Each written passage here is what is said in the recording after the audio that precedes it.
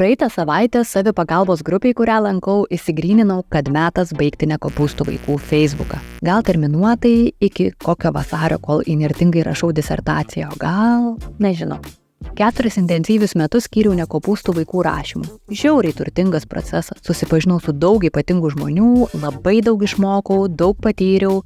Ir nors nekopūstai nemažai kam tapo saugia priebėga, aš pati jaučiau vis augančią atsakomybę. Ilgainiui ėmiau suprasti, kad šitas projektas iš manęs pradėjo siurbti daugiau negu duoti. Pavargau nuo temos sunkio.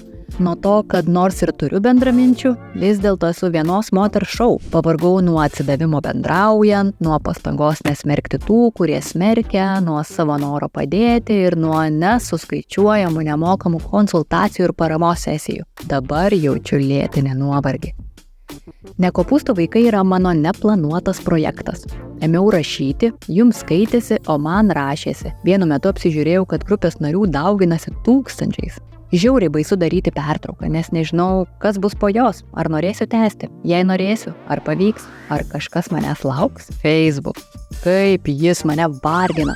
Nuolat jaučiuosi algoritmų įkaitė. Suprantu, kad tam, kad mane labiau skaitytų, turėčiau kur kas labiau pasinerti į tai, kas skandalinga, kas sukelia daug greitų emocijų, bet aš taip nenoriu. Aš noriu rašyti tekstus, kurie ne tik verčia sureaguoti, bet dar ir susimastyti. Bet tada Facebook'e jie neplinta. Paskutiniu metu skiriu vis daugiau laiko poilsiui.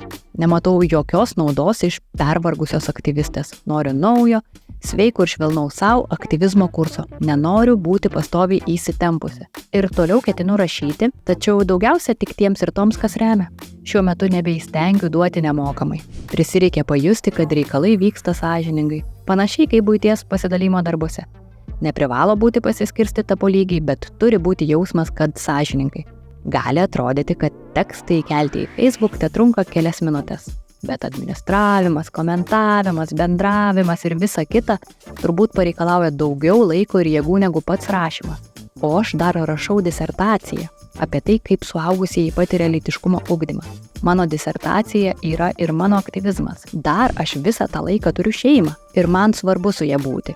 Nenoriu būti darboholikė. Kadangi darau pauzę nuo Facebooko, ne nuo pačios temos, aš ir toliau individualiai konsultuoju, skaitau paskaitas, vedu mokymus, dalyvauju renginiuose ir panašiai. Tai mano paštas nekopūstuvaikai@gmail.com. Tai va, jeigu norite ir toliau skaityti nekopūstinius tekstus, kviečiu prenumeruoti. Mus skiria tik euras spam. O dabar metas pokyčiams.